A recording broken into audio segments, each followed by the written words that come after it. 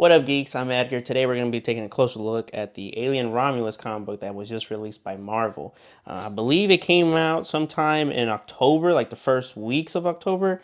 I do know I was telling Brandon all about it for months. Now, what makes this comic book a little bit more special than any other one, it's an epilogue.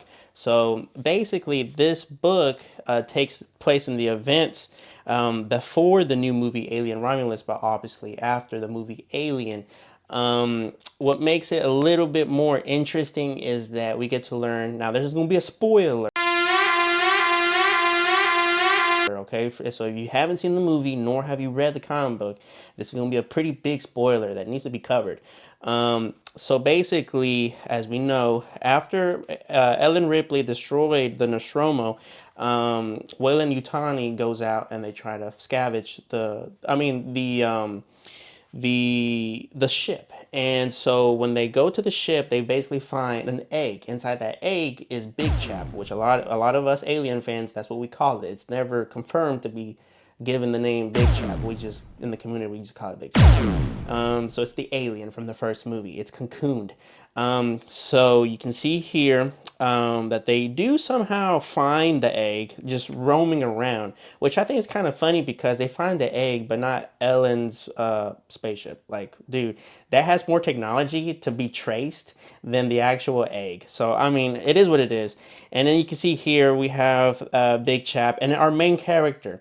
Now, I'm gonna be honest with you. I forget the girl's her name. She's set up to be like Vasquez from the movie Aliens. She has her own love interest in the book. So I'm not gonna go too much into spoilers in the book, but just know that I mean it's literally just taking place in pre-Alien Romulus narrative or whatever. Obviously, there's a spoiler right there, but I mean, yeah. So I mean, it's just it's a pretty cool comic book. The illustration's pretty well done. Now, a lot of people, from what I've seen online, they start arguing about Big Chap's size in the comic book.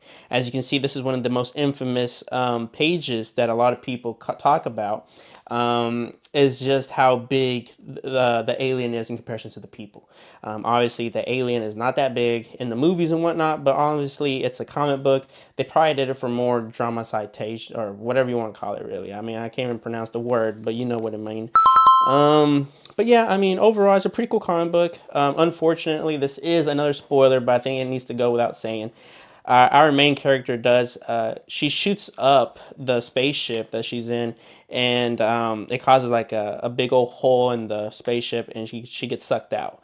Obviously, in the movie, when they make it to the spaceship, all the crew members are dead, and there's no survivors other than our homeboy. Obviously, it's not called Ash, but we all know it's Ash. So I mean, it's pretty cool. It's a pretty sweet comic book. It retails for $4.99, and I believe you can find it anywhere at your local comic book stores. I do know that Battlegrounds had some. I'm not 100% sure if our local Fantasy Factory has them. I picked this up specifically down in Macon for a good buddy of mine, and I believe it was called Fanboy Collectibles and Comics. So, guys, check it out. It's a pretty cool comic book, and as always, guys, as Brandon would say, stay geeky.